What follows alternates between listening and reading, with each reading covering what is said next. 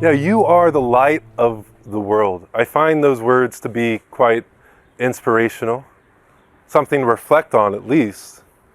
Because often I think, at least recently in our church, we've been reflecting on how Jesus is the light of the world. It says Jesus is the light of the world, and the darkness knew it not.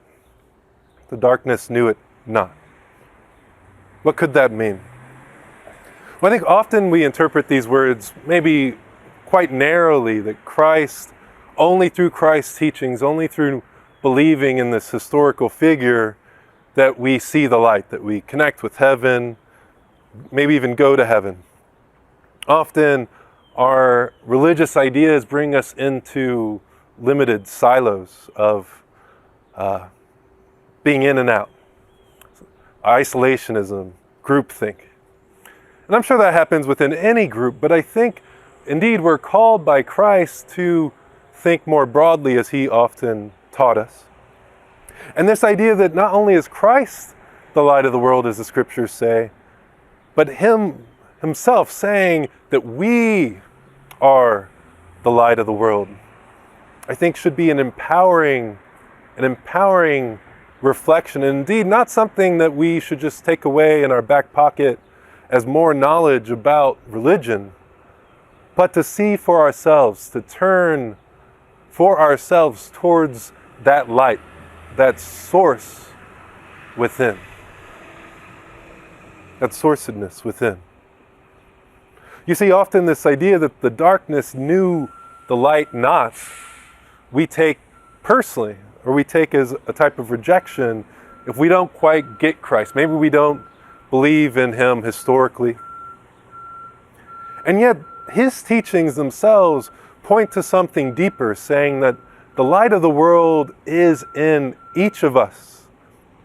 And its rootedness is in love, connectedness, childlikeness, spirit, no matter the tradition. Indeed, the Good Samaritan couldn't have been said to have been Christian, or even an approved type of Jew at the time for many Jews. And yet, that was the person Christ used as the example of someone embodying heaven on earth.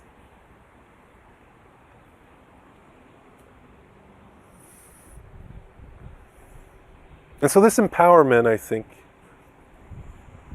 shouldn't be lost on us. I think we're so used to living so headily, so in our thoughts, that we don't quite know what it means to turn to the light within.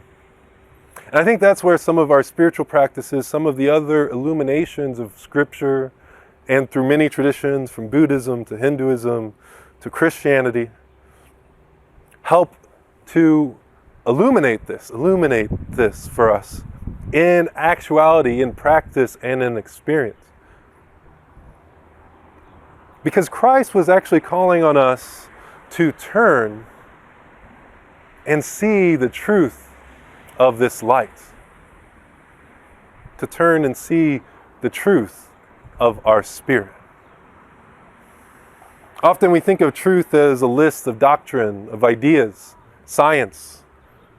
But science at its best only describes the processes of the natural world at best. And often there's some level of probability associated with whatever scientific discovery. There's some haziness in terms of how well a description fits reality. You can talk about an atom, but to truly talk about an atom, you have to talk about everything it does. And then you have to divide the atom and talk about everything within the atom. And then you talk about everything within that. And within that, and we can only go so far. Indeed, we're still learning properties of the natural world all the time. We're surprised by space, weekly surprised at what we find. Well, this theory needs to be rethought. These things don't quite add up. So at best, our words, our science, our math, only describe reality. It's not reality itself. It's a reality, it's a word, it's a description, but it's not the thing it's describing, it's just pointing towards it. just as Christ's words and our words together just point to the God within. And knowing that doesn't quite get us to feel it, to believe it necessarily. We may think we believe it, but wouldn't it be nice to truly live it? Christ calls on us to turn towards pure truth, not descriptive truth, but the truth of just the natural moment of life itself, saying that we are the light of the world. And indeed, all his other prescriptions, love one another as yourself, love your enemy, forgive others, turn the other cheek, all these things are qualities of the light within, the inherent light, I dare say, of consciousness, of awareness itself within. Not devoid of love, not light without its heat, but full of love, the source of love and meaning. You know, I grew up with a lot of religious talk, and for me, I can't speak for the people teaching me, I didn't believe. It didn't quite hit home.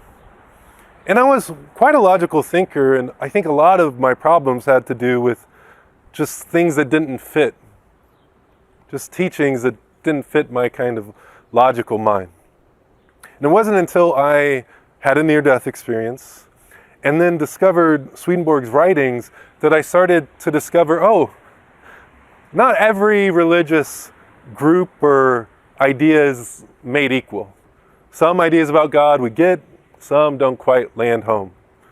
Sometimes one religion is speaking to us, one book, Richard Rohr or someone, and sometimes it's Deepak Chopra or just the natural world speaks to us of God.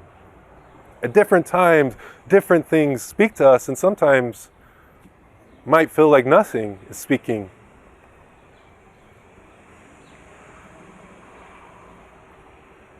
And although I found a truth that spoke to me, that truth itself was actually just pointing, like the good science, back towards the reality of the world that I live in, that I am.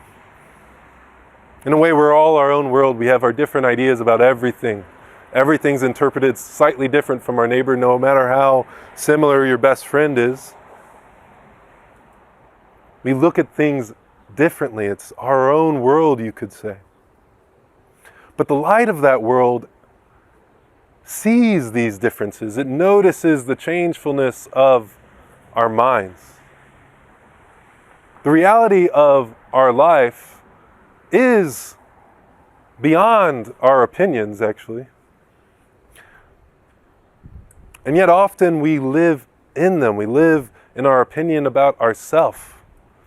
We have a picture of ourselves, how well we're doing, especially if you're performing or talking to someone you're nervous about. But often, any moment of the day, especially in public, we have some kind of image of ourselves. But even that is an idea illuminated by the light of God in our consciousness. And so what could truth in its highest sense in your life actually be? Actually be? What is the source of our understanding? What sees our opinion? What sees I'm uncomfortable, I don't get it? Something that's beyond getting anything in a sense. It's always open, just aware. It even notices our discomfort. Is it uncomfortable? It's a question to ask yourself.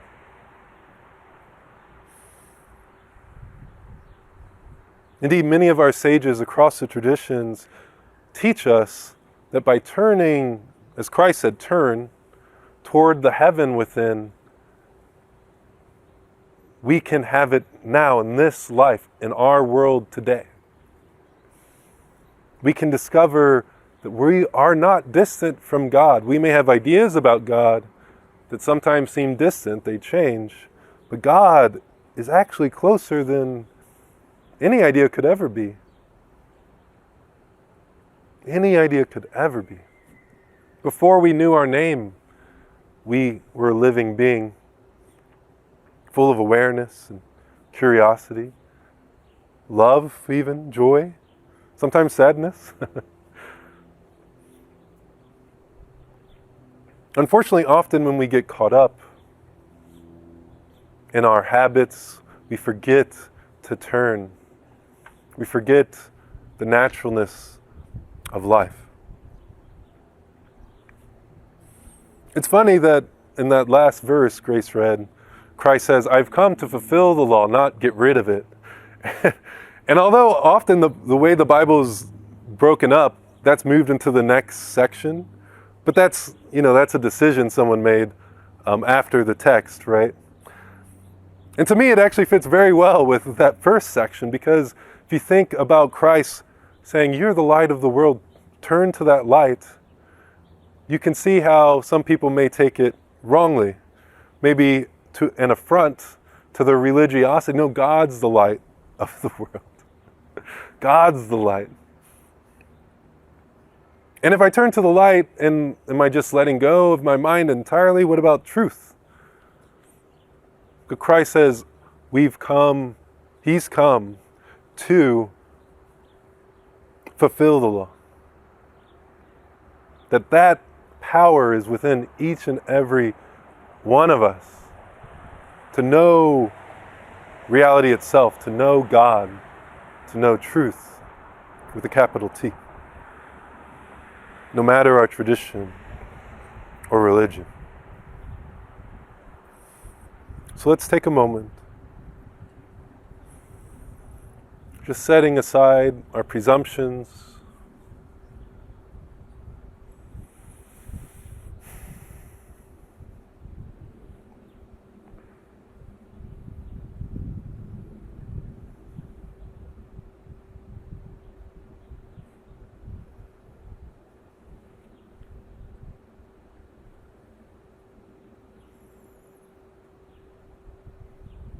noting that whatever's in our heads, it's seen from somewhere, somehow. It may seem like it's in our head as well, but it's kind of the seat of who we are. The thing that perceives when we're happy and when we're not. When something seems stable and when something seems chaotic.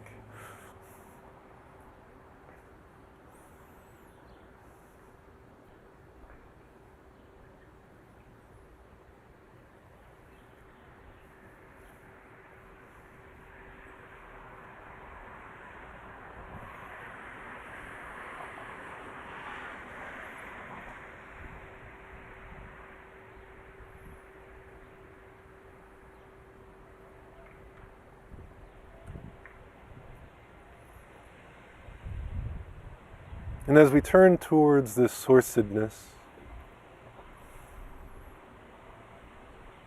sense of being, we're told that we'll find the root of spirit, the light of God, which naturally shines, does the work it needs to do with a new type of wisdom, without the projections and the stilted masks, the defensiveness, the need to control, often from what we think of as the greatest reasons.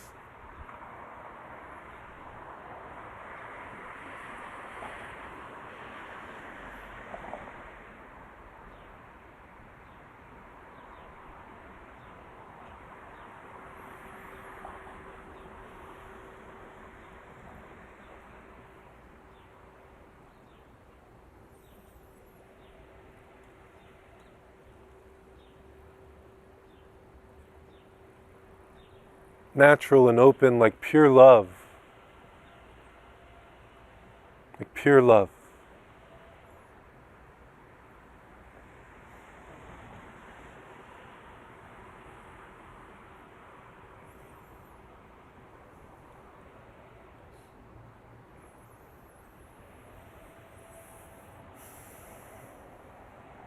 It sees our issue, but it's not in them.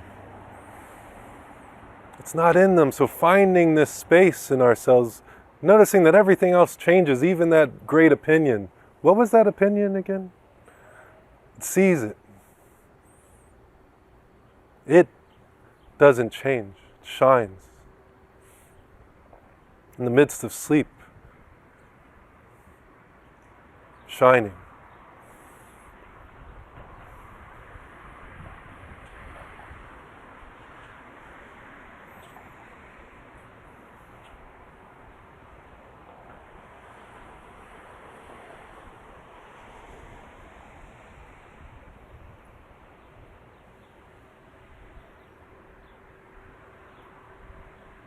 Let's let that light shine together.